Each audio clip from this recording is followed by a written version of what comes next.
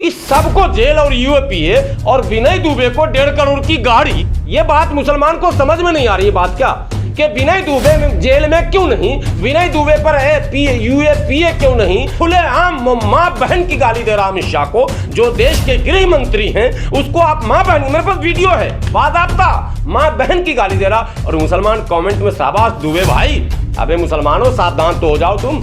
ये इतने चोट्टे, इतने बड़े मक्कार, इतने बड़े मुसलमानों के दुश्मन कि ये मॉब लिंचिंग के नाम पर भी करोड़ों कमाकर चले गए, लेकिन उस परिवार को टुकड़ा भी देकर नहीं गए। मुसलमानों होशियार हो जाओ, ये मक्कार लोग हैं। विनय दुबे हिंदुस्तान का नंबर 1 मक्कार, मुसलमानों को इससे बच के रहना चाहिए। और ये संत युवराज बहुत बड़ा ढोंगी, पता नहीं किस हरामखोर ने मुसलमानों का ऐसा जहन बना दिया कि जो अमित शाह को, योगी को गाली देगा वही पक्का मुसलमान होगा।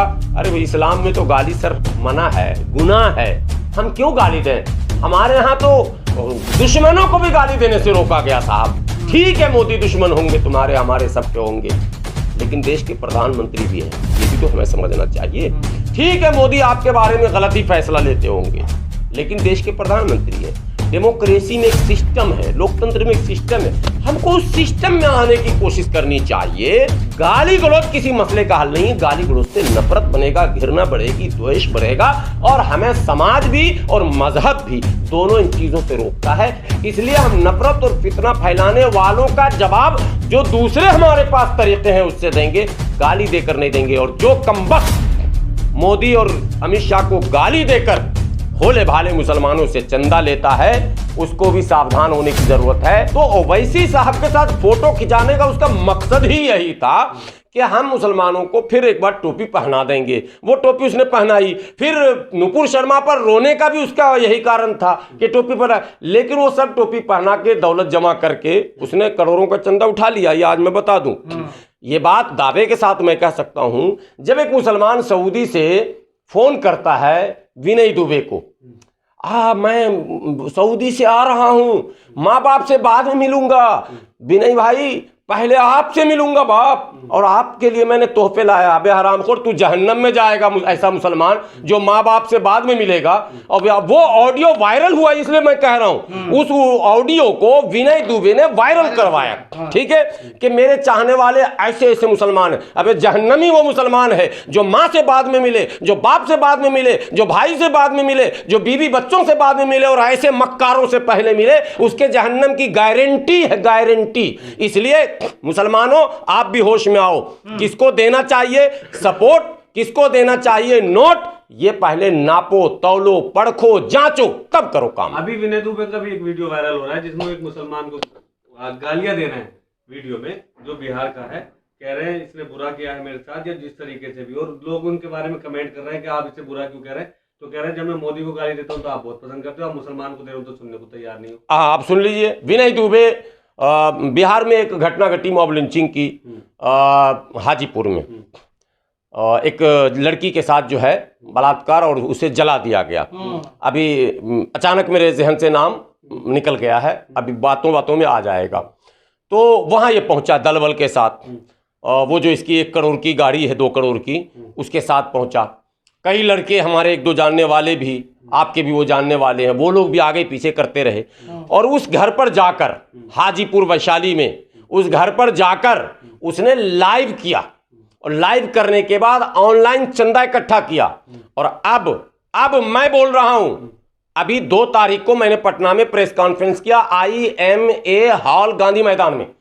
मैं उन तमाम मॉब लिंचिंग जिनकी हुई, जैसे क्या कहते हैं मुसरी घरारी में जो मॉब लिंचिंग हुई, पटना में जो FCI पे मॉब लिंचिंग हुई जहांगीर आलम की, वहां भी मैं गया, सबको बुलाया। और इस परिवार में भी मैं गया जिसकी बात मैं कर रहा हूं।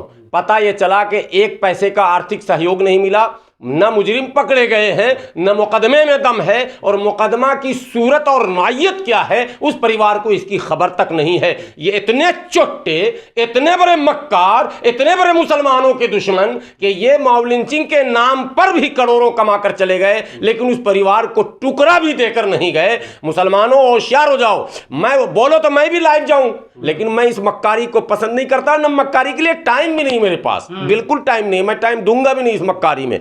और अल्लाह न करे कि जिंदगी में हमसे ये मक्कारी हो, अल्लाह बचाए इन चीजों से।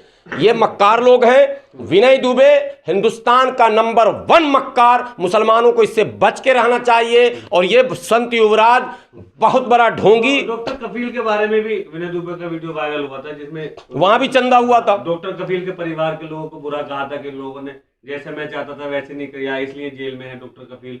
और डॉक्टर कफील की जमानत में बहुत बड़ा हाथ अपना बताया था विनय दुबे ने। बिल्कुल नहीं, बिल्कुल नहीं। डॉक्टर कफील के घर इस्माइल बाटलीवाला साहब और पूरी टीम जो नेशनल इत्तेहाद मंच की थी वो गई।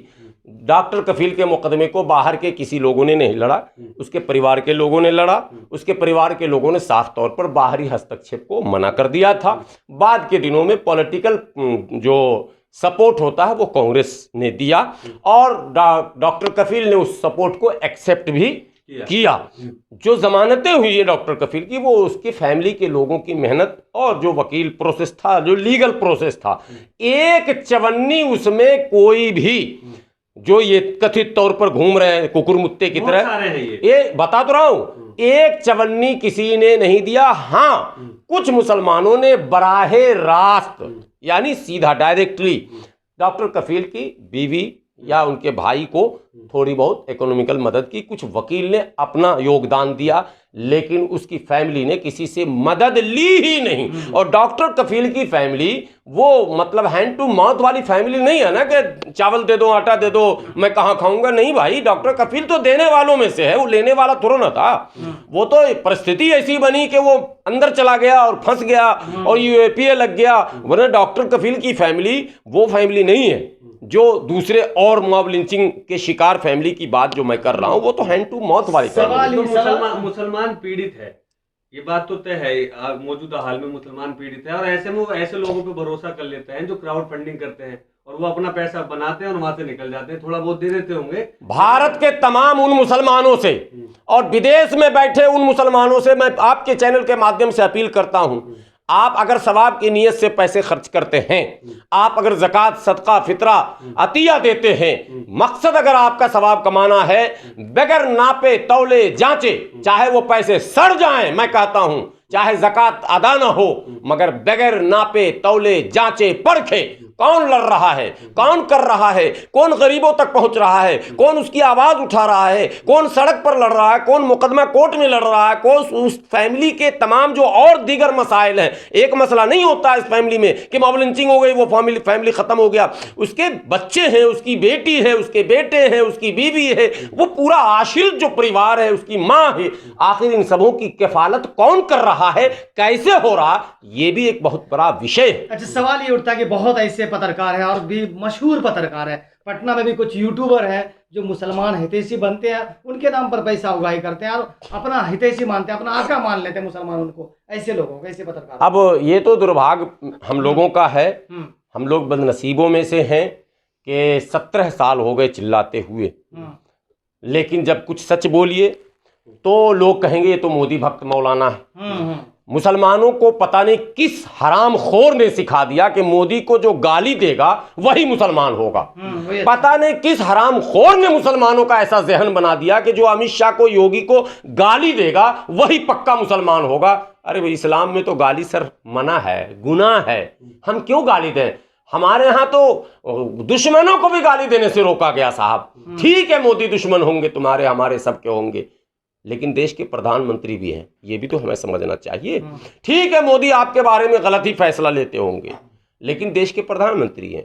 डेमोक्रेसी में एक सिस्टम है, लोकतंत्र में एक सिस्टम है, हमको उस सिस्टम में आने की कोशिश करनी चाहिए। और उस सिस्टम में आने के जो भी रास्ते हैं, चाहे वो पॉलिटिकल वे है, MIM के ज़रिए से, दूसरी पार्टियों के ज़रिए से, सेकुलरिज्म के नाम पर जो कुछ भी रास्ता मुनासिब बन सकता है या बनाया जा सकता है, दोनों बातें, बन सकता है या बनाया जा सकता है। बनाया जा सकता है इसलिए मैं कह रहा हूँ कि हालात ऐसे हैं कि अगर हमारे लोग थोड़ा दिमाग से काम लें तो रास्ते बहुत सारे और बनाए जा सकते हैं। उन रास्तों का इस्तेमाल कीजिए। गाली गलौज किसी मसले का हल नहीं है। गाली गलौज से नफरत बनेगा, घृणा बढ़ेगी, द्वेष बढ़ेगा, और हमें समाज भी और मजहब भी दोनों इन चीजों से रोकता है। नफरत और फितना फैलाना इस्लाम में बड़ा जुर्म माना गया है, इसलिए हम नफरत और फितना फैलाने वालों का जवाब जो दूसरे हमारे पास तरीके हैं उससे देंगे, गाली देकर नहीं देंगे। और जो कमबख्त मोदी और अमित शाह को गाली देकर भोले भाले मुसलमानों से चंदा लेता है, उसको भी सावधान होने की जरूरत है। तुम्हारी गाली। अच्छा एक बात बताइए, खालिद सैफी जेल में क्यों है भाई? उसने क्या किया था? उमर खालिद जेल में क्यों है? उसने क्या किया था? सफुरा क्यों जेल गई? उसने क्या किया था? मीरान क्यों जेल गई? उसने क्या किया था? और ये जो हजारों नौजवान हमारे जेल में हैं, इसने क्या किया था? यही जुर्म था।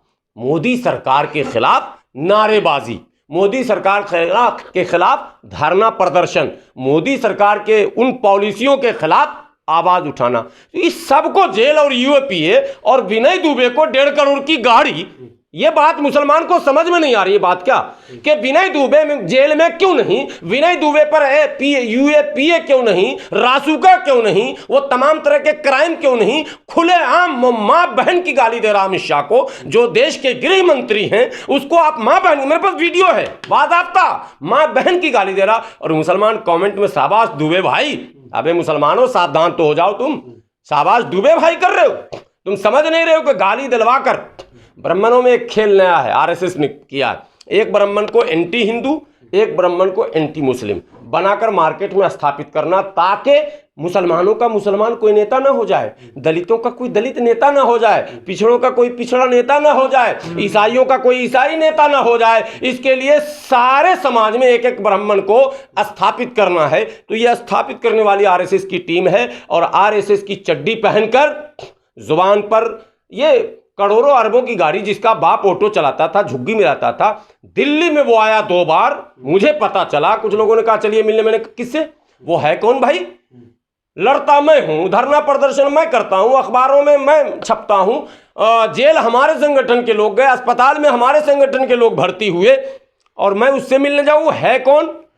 क्या करता है भाई? तो सिर्फ गाली बकता है। यहाँ 5 स्टार होटल, कौन सा होटल है हमें याद नहीं, वहाँ वो ठहरा हुआ था, और वो जो 2 और चंगू मंगू हैं वो लोग वहीं थे, वो भी कह रहे थे कि चलिए मिलने। मैंने कहा मैं उसूल के खिलाफ कभी करता ही नहीं हूँ, आज तक मैं किसी के दरवाजे नहीं गया। एक सब बात और बता दूं, 5 स्टार होटल में रुकने वाला, करोड़ों की गाड़ियों से चलने वाला, 10 लाख 5 लाख का मोबाइल, वो कौन सा होता है पता नहीं मुझे नाम, आईफोन और बीफोन क्या, वो रखने वाला, और बेहतरीन लिबास पहनने वाला, बेहतरीन लिबास मतलब कीमती, ऐसे लोग कभी भी एससी एसटी माइनॉरिटी के लीडर हो ही नहीं सकते हैं आज के इस दौर में, क्योंकि जहां तमाम तरह की रिपोर्टें, चाहे रंगनाथ मिश्रा की रिपोर्ट हो, सच्चर की रिपोर्ट हो, जितनी रिपोर्टें वो कहती हैं कि मुसलमानों की हालत बहुत ख़राब है। जिस कौम की हालत ख़राब है, हम लड़ाई झुग्गी झोपड़ी वालों की लड़ेंगे, हम लड़ाई भीख मांगने वालों की लड़ेंगे, हम लड़ाई जो है बेरोजगारों की लड़ेंगे, और हम करोड़ों की गाड़ी से आएंगे और करोड़ों रुकने पर और चलने पर खर्च करेंगे।